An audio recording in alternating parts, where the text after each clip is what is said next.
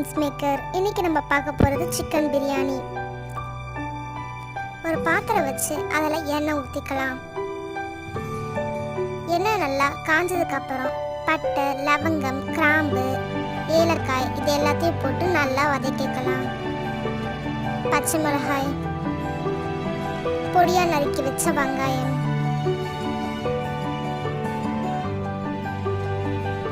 சிறிதளவு மஞ்சள் தூள், இது எல்லாத்தையும் நல்லா பொன்னிறமா வதக்கிக்கலாம்.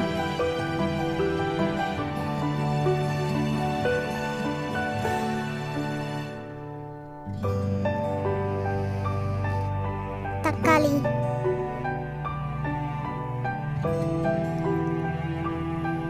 உப்பு சிறிதளவு, இது எல்லாத்தையும் வதக்கிட்டு ஒரு பிளேட் போட்டு மூடி விட்டுடலாம். பாருங்க, இப்ப நல்லா வெந்து வந்திருக்கு. இஞ்சி பூண்டு பேஸ்ட்,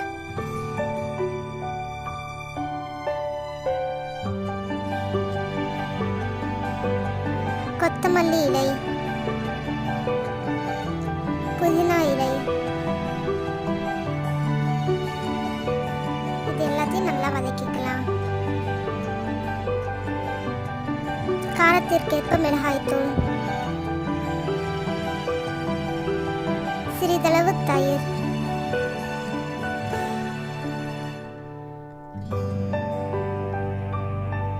கழுவி வச்ச சிக்கனை இதில் ஆட் பண்ணிக்கலாம். இப்போ இதை நல்லா கலரி விட்டுக்கலாம்.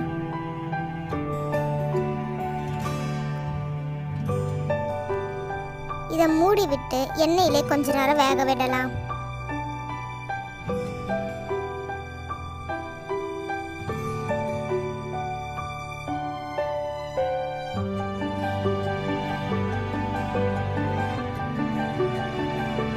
உப்பு தேவையான அளவு. இப்போ அதை நல்லா கலரிக்கலாம்.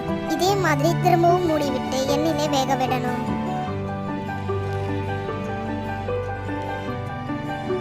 பாருங்க, நல்லா கறி வெந்து வந்திருக்கு.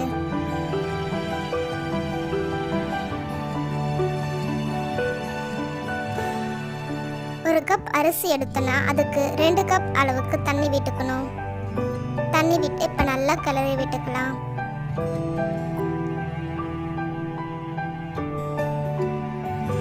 தண்ணி நல்லா கொதிச்ச உடனே நம்ம ஊற வச்சு கழுவி வச்ச அரிசி அதில் ஆட் பண்ணிக்கலாம்.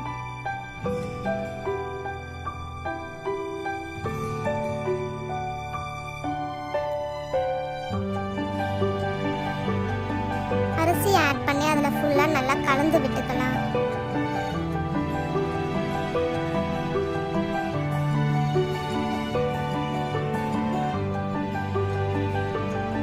நல்லா கொதிக்குது. இப்போ இதை மூடி போட்டு மூடி விட்டுடலாம்.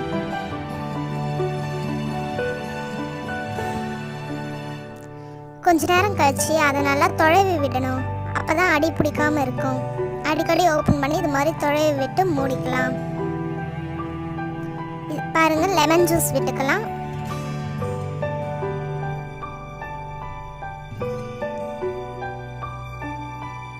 சாதம் பாதி அளவுக்கு நல்லா வெந்து வந்திருக்கு.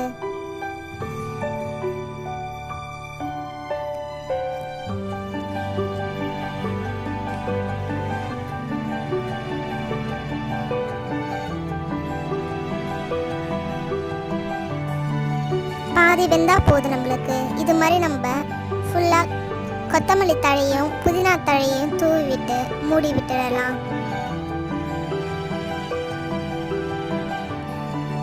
இதை நம்ம வீட்டில் ட்ரை பண்ணி பார்த்தோம்னாக்கா அதுக்கடுத்து நம்ம ஹோட்டலில் வாங்கவே மாட்டோம். வீட்லேயே செஞ்சு சாப்பிடலாம். அந்த அளவுக்கு டேஸ்டாக இருக்கும்.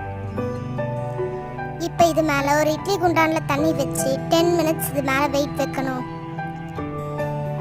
10 மினிட்ஸ் கழிச்சு இதை ஓப்பன் பண்ணி பார்க்கலாம்.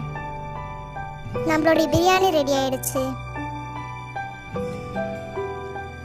பாருங்க, எவ்வளோ உதிரியா இருக்கு. கடையில் வாங்குற மாதிரியே இருக்கு. அதை விட இன்னும் டேஸ்டா இருக்கும்.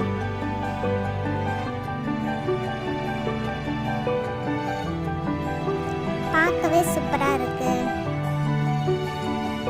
முட்டை அவிச்சு வச்சுருக்கோம். அதை பிரியாணியோட சேர்த்து சாப்பிட்டா ரொம்ப சூப்பராக இருக்கும்.